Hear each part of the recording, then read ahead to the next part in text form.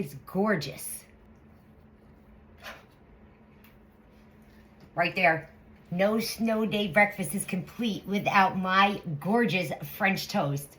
Come with me because today we are making my famous snow day French toast. Let's get started. My French toast, which my husband likes to call nap-worthy breakfast. So my French toast starts off with a custard base. So I have my blender here, and what I'm gonna add to that is some eggs, some heavy cream, some butter that I melted and cooled, a pinch of salt, a dash of nutmeg. Now for the flavors. A teaspoon of almond extract, a half a teaspoon of cinnamon extract. If you don't have cinnamon extract or you can't find it, you can use a drop or two of cinnamon oil, or you could just use ground cinnamon. And some vanilla bean paste. I'm just gonna give that a whirl. I'm gonna get a bowl, and I'm just gonna pour the custard into the bowl. So let's go over to the griddle and we'll start cooking up the French toast. Brioche style sliced bread. It's a very buttery bread, very similar to a challah bread. So if you couldn't get brioche bread, you can use challah, or you could just use any bread that you like. This is my favorite.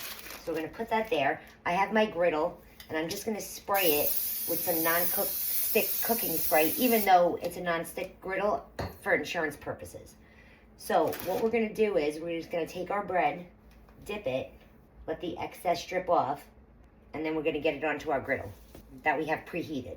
So I'm gonna dip all this, get it on the griddle, and then I'll show you the next step. So we have all of our French toast on our griddle, so we're just gonna cook this up until they're beautifully golden brown on one side, flip them, and get them golden brown on the other side. Our French toast is ready to flip. See how beautifully golden brown they are? Look at how gorgeous they look. That's from the melted butter inside the custard. Now we're just gonna do the same to the other side. They're ready to come off now. Beautiful. Now, if you know anything about me, I am literally famous for my breakfast. I put out a big breakfast spread whenever we have huge snowstorms like this, or I have company up in my Adirondack house. Breakfast is a big deal for us. So this French toast is always part of that buffet. So, is this not beautiful? Look at it. It's gorgeous. So what I like to do is just take a piece of the French toast. I have some room temperature butter here. And I'm just gonna spread all over the top of it. Oh, look at that. Beautiful. Now, I am not a big syrup fan. I don't like syrup in any way, shape, or form. And honest to God, this French toast doesn't even need syrup. There's so much flavor in there from the custard that we made that you don't need it. But if you like syrup and you're a fan, have at it. Pour it all over the top of this.